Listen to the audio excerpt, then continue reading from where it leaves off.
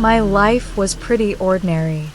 I received good grades, graduated college, and started working on my career. Just another cog in the machine, living the American dream. That was until I met Jonathan.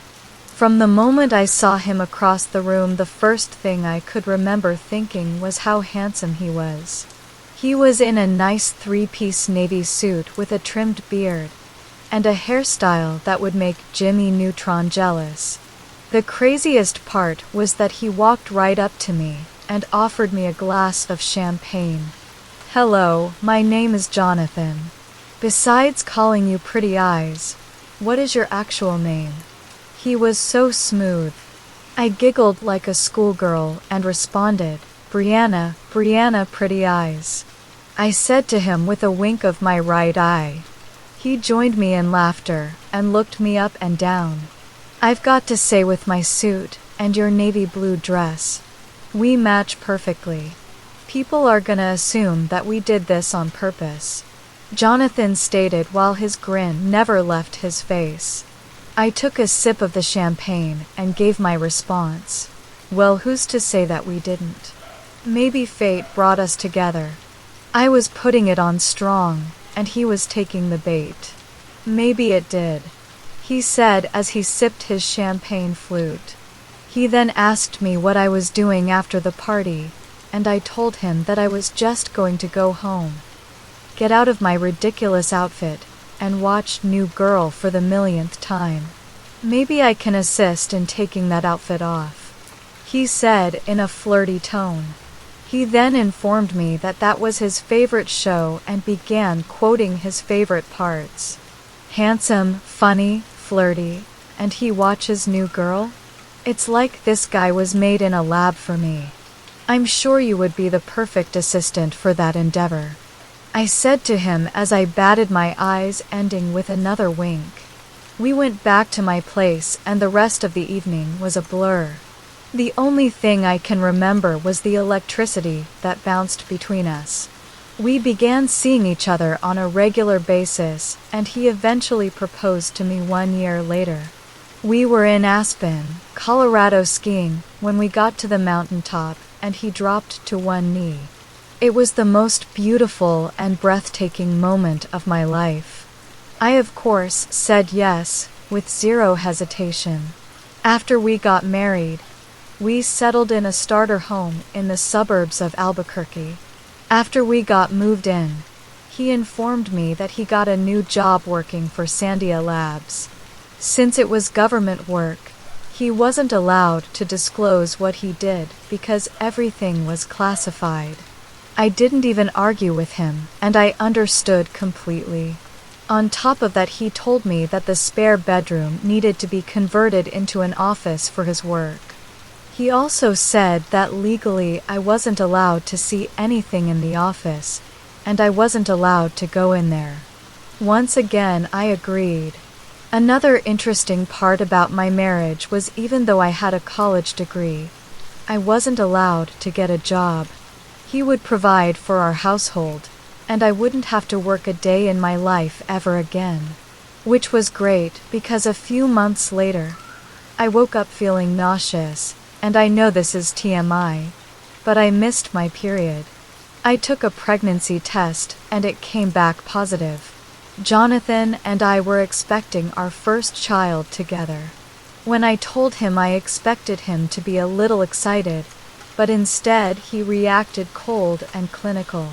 He enforced more rules on me. During the pregnancy, I wasn't allowed to be on my feet for an extended period of time. I wasn't allowed to go out in public as frequently, and I wasn't allowed to tell anybody in the family until the baby was born.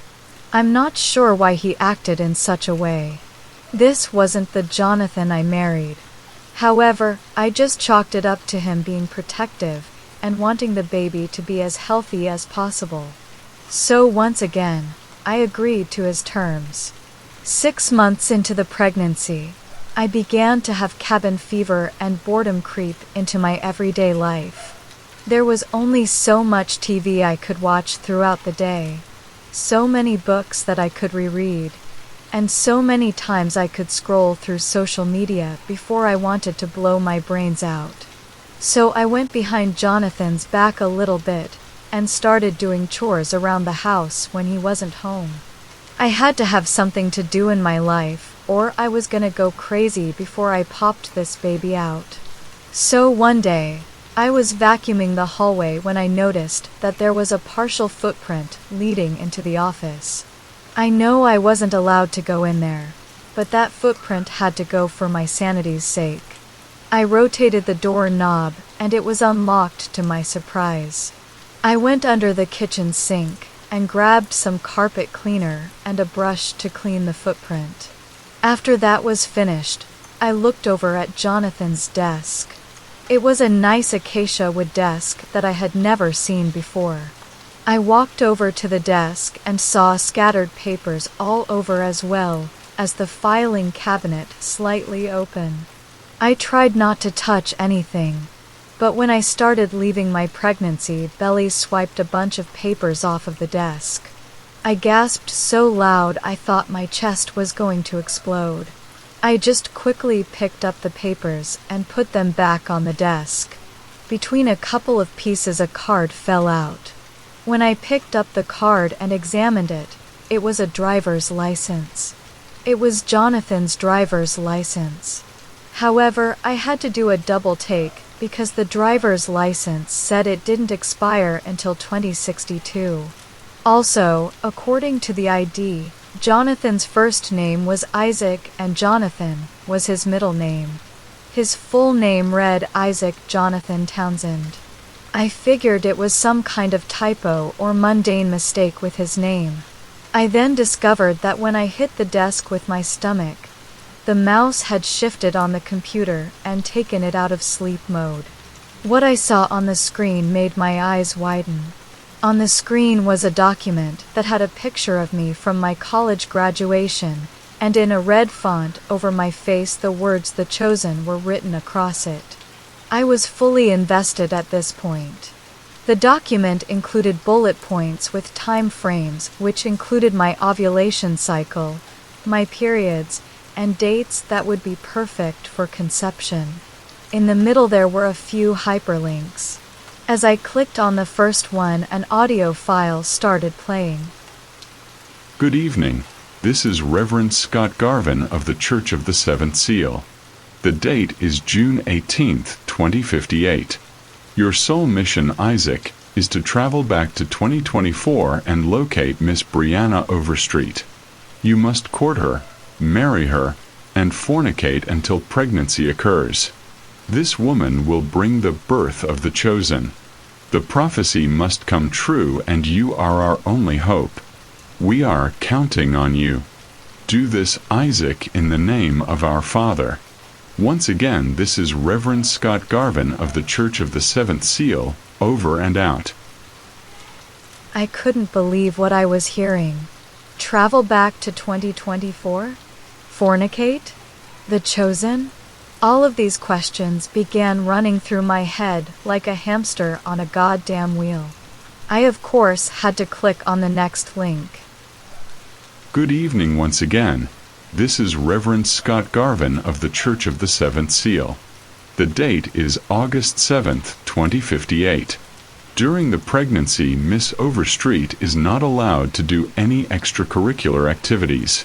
No chores, no life outside of the home, and no family should be involved. If these demands are fulfilled and the pregnancy is successful along with the birth, then you, Brother Isaac, will have a seat at the high table. Once you return with the baby, Miss Overstreet is to be executed. In the meantime, I would like for you to keep your past self in the year 2025 under strict observation.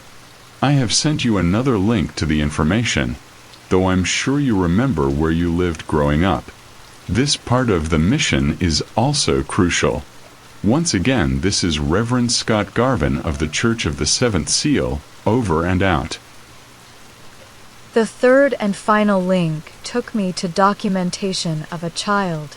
The picture of the child did look like a younger version of my husband.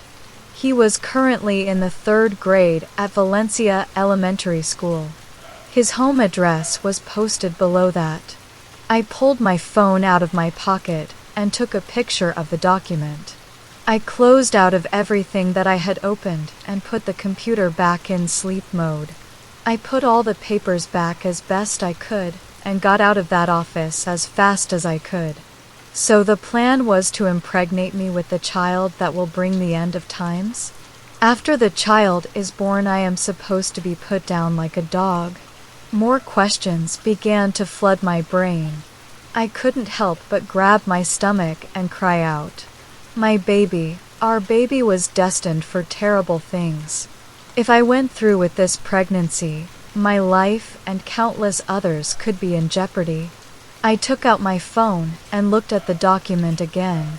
Jonathan, or should I say Isaac, lived in Los Lunas, New Mexico, which was not too far from Albuquerque. I knew what needed to be done. I had a lot to think about during the drive. I knew that what I was doing was technically wrong, and I had a tug-of-war with myself, but I had to swallow all that and do what was right. I looked at the passenger seat of my car and saw my salvation. It was the gun given to me by my grandfather in his will.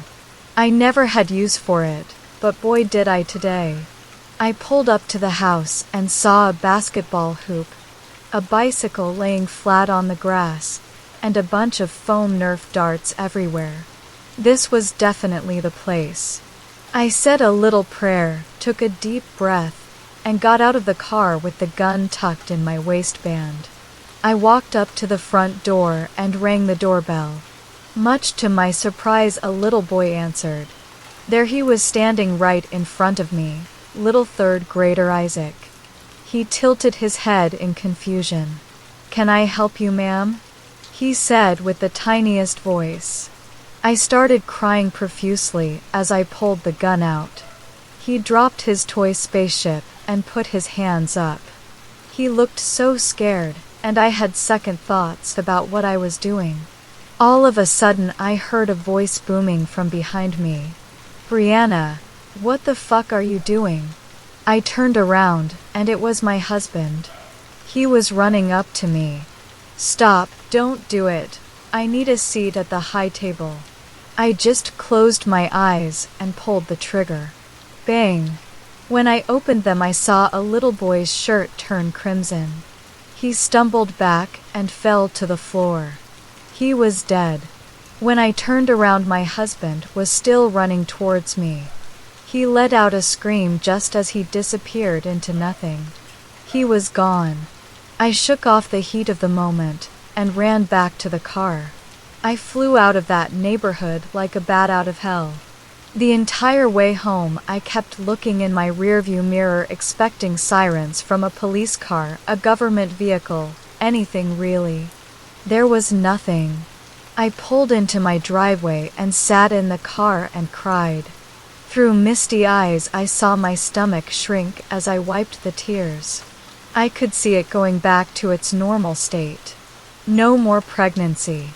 I had prevented my doomed future. Hell, I had prevented the doomed future for all of us. With a little bit of blood splatter on my sweater, I took it off and threw it in the trash. I dropped to my knees and cried once again. After my pity party dissipated, I looked around to see all of my husband's things. His jacket, his reading glasses, the bowl of fruit that he took one piece from every morning, and his running shoes by the back door. He was gone, leaving me all alone with my thoughts and a future I wasn't sure was safe after all.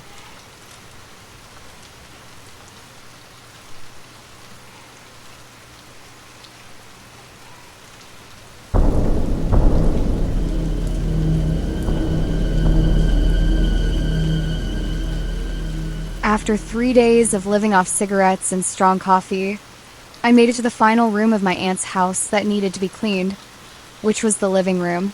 You see, my aunt passed away last week. I was the only one who attended her funeral, and I was the only one listed on the deed of trust for the house. For some reason, my Aunt Sabrina and the rest of my family had a falling out, but she always took a liking to me, and she was a better mother to me than my own mother ever could have been. I remember always having my birthday party at her house. It's where I would spend most of my Christmases, and it's where my high school graduation party was. She was my rock, and I have had a heartache for the past week over her death. She passed away at the age of 65 due to lung cancer. She smoked like a freight train, which caused the house to smell like stale smoke and, for some reason, peanut butter cookies. I clearly did not take her advice to not smoke because I've already gone through practically a whole carton since her passing. She liked Pall Mall, and I adopted a liking for it myself. Selling this house is going to be a nightmare, and it's also going to be a bittersweet occurrence for me. Lots of special memories hold a soft spot in my heart in this place. However, there were some bad times as well. This house is the last place I ever saw my best friend Gracie. After my 7th birthday party, we lost touch, and I never saw her face ever again. It's also the last place I ever saw Aunt Sabrina before she died. I was with her at her bedside until the very end.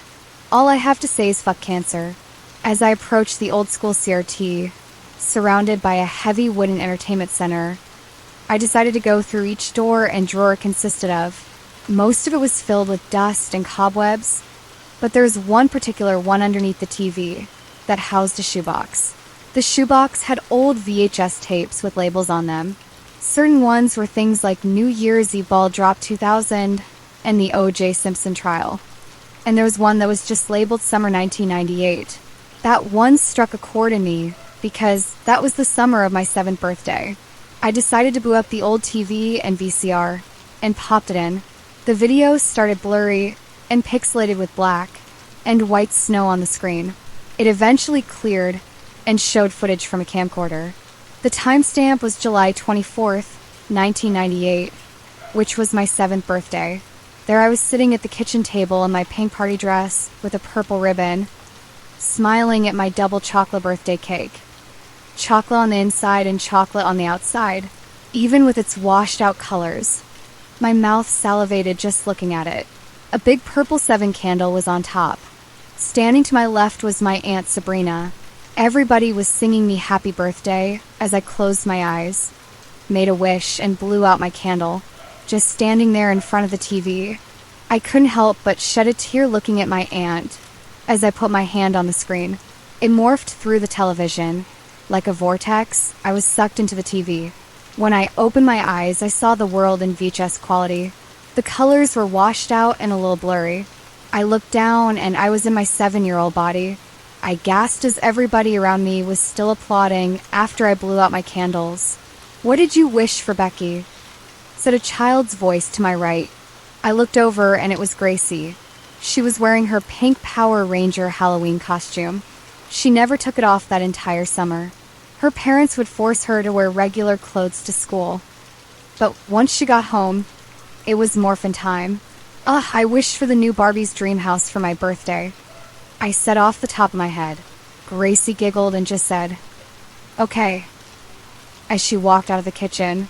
If I remember correctly, this was the last encounter we ever had. I saw her go around the corner of the wall. I decided to follow her to see where she went. As I got up from the table and started walking, it felt so surreal. I was so short and the visuals were insane. I saw Gracie walk down the hallway, and she was approached from behind by my Uncle Hank. He crouched down and said to her, "Hey, Gracie, do you want to see something down in the basement?" She giggled and asked, "Why, are there puppies or something down there?" Uncle Hank just smirked and said, "Something like that." He opened the basement door and let her in. Confused, I started running towards the basement door. However, the second I got there and turned the handle to open the door, all I saw in front of me was TV static and snow for a few seconds. I then closed my eyes, and when I opened them, I was sitting in front of the TV in present day. Astonished at what had just happened, I had a brief panic attack before I realized I'd been transported back to 1998. I immediately rewound the tape and tried to see if I could go back again. Right as the snow cleared up and I started hearing people singing happy birthday to me, I touched the TV, and immediately went back to 1998 again. With no time to lose, I shouted, "I have to go poo-poo," as I ran towards the hallway. I waited at the bathroom until I heard Uncle Hank talking to Gracie again. As soon as he shut the basement door, I ran right down the hall and went down the basement steps. What I saw I cannot describe. All I can tell you is Uncle Hank had his hands around Gracie's neck and had her suspended in the air. He choked the life out of her. My Uncle Hank was a child murderer. He quickly started digging a hole into one of the walls of the basement and threw Gracie's body in there. Once again, static and snow took over. But before that, I heard a voice that sounded like my Aunt Sabrina say, "Hank, what the fuck are you doing?" I was once again transported back to present day. After watching it a second time, I ran down to the basement. There was a shovel up against the staircase. Even through the VHS grain, I had a clear enough view of where to dig. I dug a hole in the wall for a good 10 minutes. All of a sudden, I started to see a pink and white fabric emerge from the dirt. I brushed it off with my hand and saw the remains of a child wearing a pink Power Ranger costume. It was Gracie. Gracie had been gone from my life for over 25 years, and she had been in my aunt's basement the entire time. As I was shining my phone's flashlight on Gracie, I saw something gold and shiny next to her. I brushed the dirt off that as well, and there were the skeletal remains of my Uncle Hank. He was wearing the same Hawaiian shirt and cargo shorts that he had on in the VHS. He was dead too. Aunt Sabrina had just told us that Uncle Hank ran off with some bimbo he met at a bar that fall. Nobody thought twice about it. At least I didn't anyway. I sat there in the basement, contemplating calling the police. However, once again I saw something shiny reflecting off of my phone's flashlight. I dug it up from the dirt, and it was a clear glass bottle with a note inside. The note read, "To whoever finds this, my husband was a bastard and a child murderer," and I couldn't take it anymore. "The bodies that you have discovered are those of Gracie Fox and my piece of shit husband, Hank Sanders." I did not go to the police. I did not inform Gracie's family. This is something that I will take to the grave with me. If found before my death, please have me arrested. If found after my death, it's already too late and I'm sorry. This sick son of a bitch had it coming, and I'm not going to lose one night of sleep over this. Regards, Sabrina Sanders. This was a confession from my Aunt Sabrina. I couldn't believe what I was reading. I decided it was best if I just rolled the note back up, put it back in the bottle, and buried the remains in the bottle once again. I never knew about this. And that is what I will take to my grave. I walked back upstairs with dirt on my hands and inside my boots. I ejected the VHS tape, laid it on the kitchen table where my birthday cake was in the video, and smashed it with a hammer. Nobody will ever see this again. I then walked back into the living room and popped in the New Year's Eve ball drop video from 2000. But not before I grabbed the pocket knife off the table. I placed the knife in my pocket and then put my hand on the TV. I was sucked in during the countdown to the new year. Right as it went 3, 2, 1, Happy New Year, I slit my own throat in front of thousands of people. The last thing I saw were bodies looking down upon me and confetti in the sky. I couldn't help but grin as once again I saw static and snow for the final time.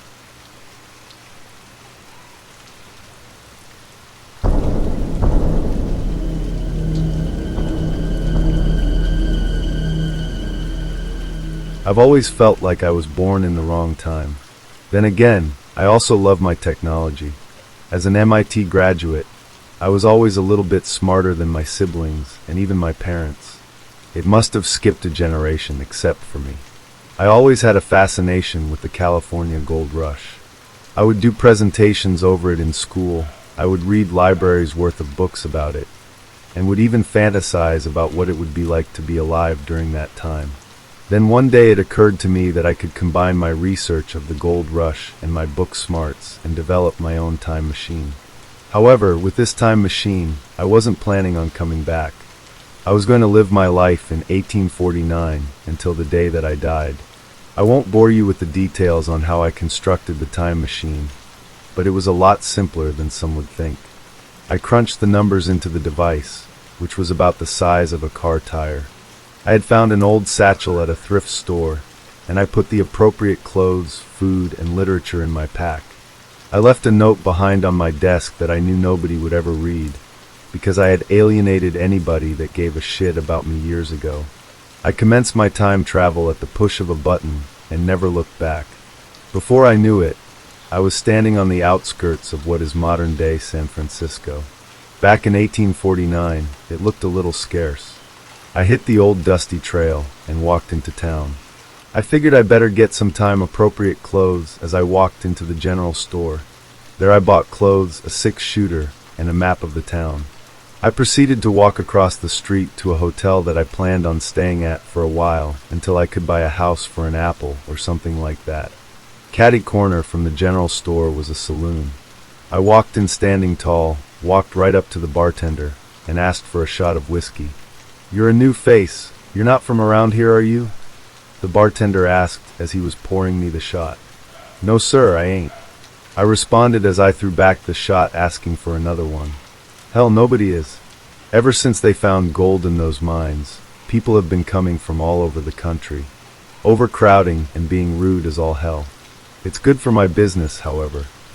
I informed him that I was here for the gold, but was looking for things to do in my spare time. He asked if I knew how to play the piano. I told him that I in fact did. He said that they could use a piano player, as the last one was killed by a group of Native Americans. He had been encroaching on their territory, and they finally had enough. I told him I had no interest in taking on any Native Americans, but that I would be pleased to be the saloon's new piano player. "Great!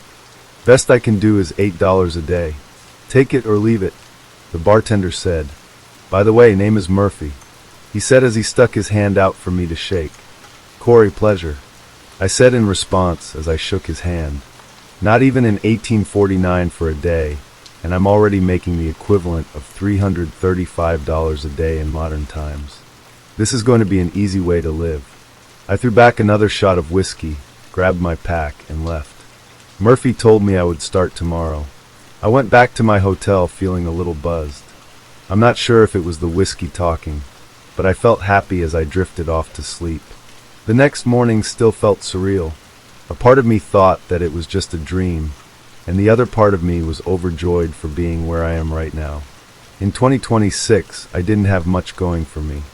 Sure, I graduated from one of the best colleges in America, but a piece of paper doesn't really impress the ladies, and my parents and I didn't get along that well. I've always been a lone wolf. In 1849, I could embrace that. If I remember correctly from my research, a single egg and a single slice of bread were $1 apiece in this time period.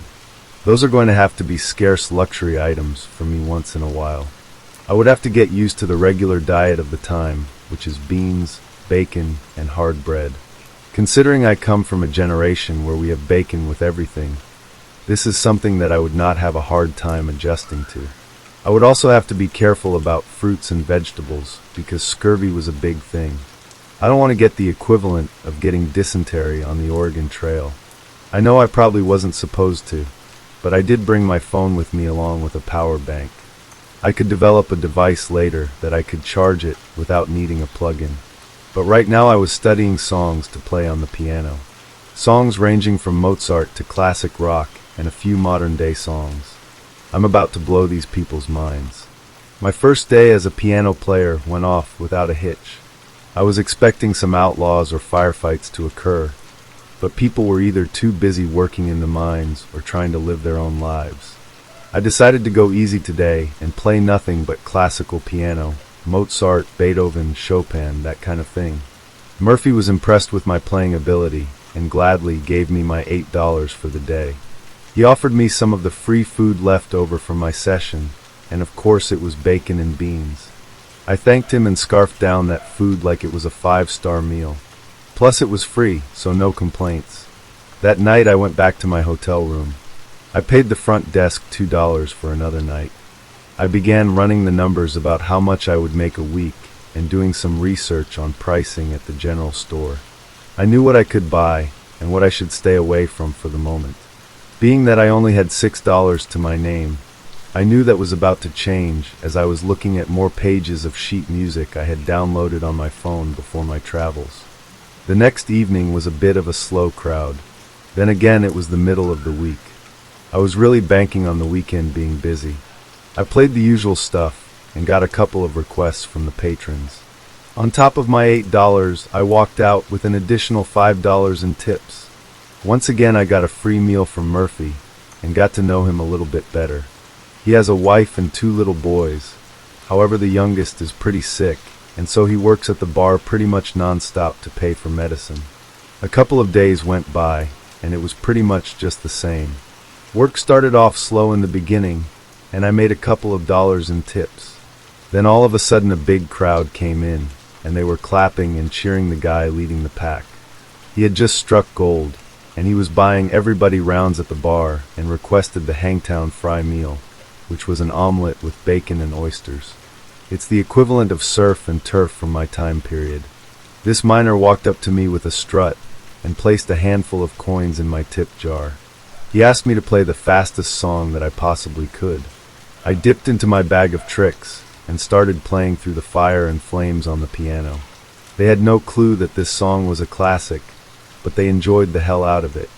I walked out of that bar with $50 in tips plus my $8 that day. I was definitely going to do some shopping tomorrow. I went to the general store and bought a Colt revolver and some ammo to go with it, and just to splurge a little bit, I bought 2 eggs. Breakfast was about to be lit. That night at work things were bustling, and people were having a good time. The miner that struck gold came in once again, and was still riding the high of the day before. He put more coins in my tip jar, and asked me to play something slow and beautiful. I busted out Beth by Kiss. The crowd really enjoyed it, as they were lining up to put more money in my jar. I walked out with $80 in tips. I felt like I had finally made it in this society. For the first time in a long time, maybe ever, I felt like I belonged somewhere. That was until Murphy asked me about something he found under the piano the night before. Murphy was standing there holding my iPhone. He asked me what it was. I told him it was something I found on my first day of moving here. He looked puzzled, but he bought my story. I sighed with relief and carried on happily with my new riches. However, that night, as I was trying to sleep off my buzz of free whiskey shots and a hot crowd, I saw a blue light burst in my room. After the light dissolved, there stood a man in a dark leather robe with his hood up. I pulled my Colt out from my bedside table and aimed at him. "Who the fuck are you?" I asked, beating with sweat and a dry throat. The man took off his hood. He was a bald man with black lipstick, an eyebrow piercing, and gauges in his ears. "Like you, brave traveler, I'm not supposed to be here." He started with a smirk on his face. I still had the gun pointed at him. He reached into a pocket of his robe and pulled out a device. He aimed it at my gun, and it dissolved away in my hand. "You see, Corey, I'm Umber of Meridian, an organization that is in charge of keeping peace within timelines. You shouldn't be here and need to go back to your own time. You're messing with things that you don't understand. If you do not leave, I am forced to come back with reinforcements, and we will make you leave."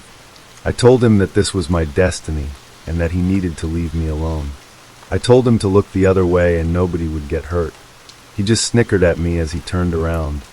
With the swipe of his hand, a doorway appeared. He turned back to look at me and said, "If this is what you want, Corey, then so be it." He pulled the device out of his pocket once again and pushed a button on the screen. "You'll need this." As soon as he said that, my gun reappeared in my hand. I looked back up from my gun, and he was gone right along with the doorway. I was able to put 2 and 2 together and realized my mistake. When Murphy found my iPhone, I had messed with the timeline more than I already had just from existing here. I set off a chain reaction that led to my detection. If this Meridian organization was as tough as they sounded, I knew that hell was coming. However, I was going to be ready regardless. I must have been tired from the night before because I was playing very sloppy on the piano. So much so that Murphy recognized it and asked me if I was all right. I told him that I wasn't feeling so well and that I needed to go home and rest. He obliged and told me to just come back the next day at the same time. However, I didn't go straight to the hotel room. I went back to the general store and loaded up on ammo for my revolver. I wasn't sure how many members were part of the Meridian organization, but I wasn't going to take my chances. I bought the entire stock. Later that evening after I ate dinner, I went to bed and pretended to sleep. Through my closed eyes, I could still see a burst of blue light. That's when I heard a familiar-sounding voice. It was Umbra speaking to another member. "Cetus, this is Corey. He's the one that's not supposed to be here. Solus gave us orders to exterminate him." I heard the humming of a device. It sounded like they were charging up a weapon. Very quickly, I opened my eyes, threw back the covers, and revealed my Colt. I shot him square in the forehead. He fell to his knees and began forming a puddle of blood on the wooden floor. Cetus looked at me in fear. I got out of bed and walked over to him. I put the gun under his chin and began to threaten him.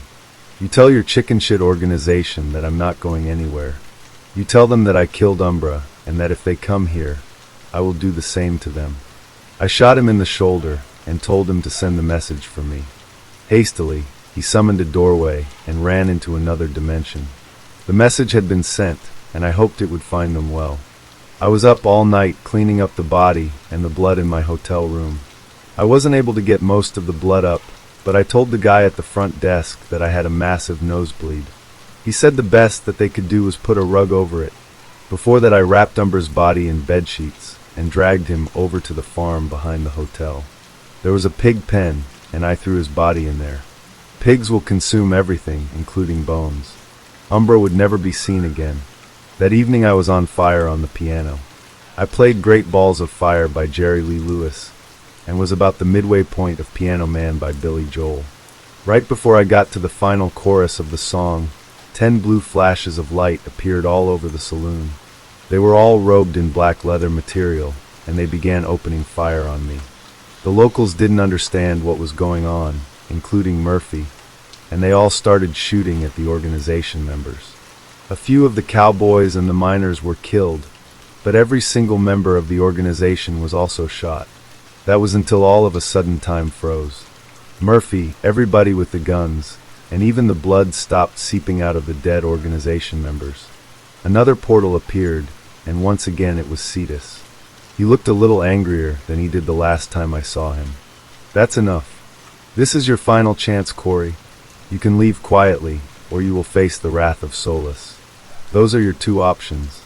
I began looking at him with a smirk as I stood 10 toes down and said, "Go to hell, you stupid grunt." I pulled back the hammer of the Colt, and like a duel at high noon I shot from the hip and hit him square in the chest. Just like Umbra, he fell down and died in a puddle of blood. However, when he died, time was still standing still. A flash of light occurred once again. However, this time it was golden instead of blue. Standing before me was another cloaked figure, except this time he was wearing a golden fabric that looked like nothing else I've ever seen. In a modulated voice he said, "Corey, my name is Solus. I am the leader of Meridian.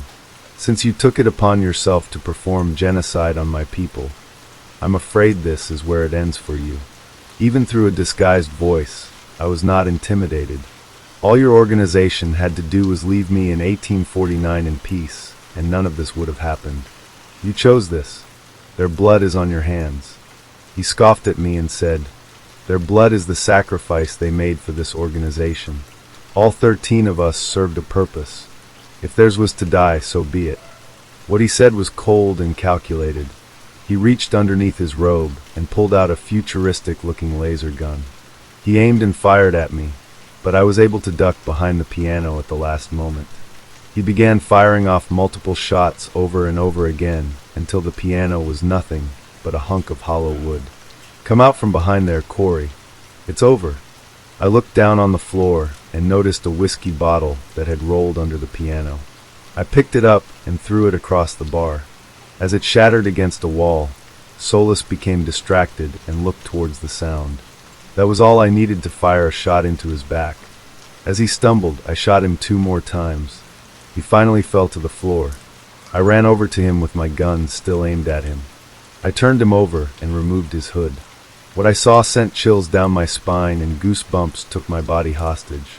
I saw my own face looking back at me. It was me, just a little bit older. As Solus began to cough up blood, he murmured his final words to me. "You fucking imbecile.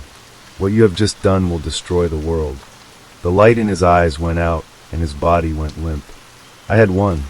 Meridian was no more. Right as he took his final breath, time unfroze. All of the bar patrons and Murphy were looking around at all of the bodies and began to cheer and celebrate. People were drinking, high-fiving, and dancing to no music. Though the saloon was destroyed, morale was high. I walked over to Murphy as he took a shot of whiskey from his own bar. He wiped his chin and looked at me. "I don't know who the hell those people were, but it goes to show that you don't mess with us." I took a shot of celebratory whiskey myself and agreed with him. All of a sudden the ground began to shake. It felt like the worst earthquake anybody could ever experience. The Richter scale couldn't even measure this thing. Fissures began appearing on the ground. The saloon's roof began to collapse as it revealed the night sky. There were also fissures in the sky. What was supposed to be a black sky was bright orange with blue cracks that looked like lightning bolts all over. I couldn't believe my eyes as I determined that Solus wasn't bluffing. This was the end of the world. All I could do was shed a single tear and look at Murphy. "Now I am become death, the destroyer of worlds," I said to him as a bright hot light swallowed up everything I could see.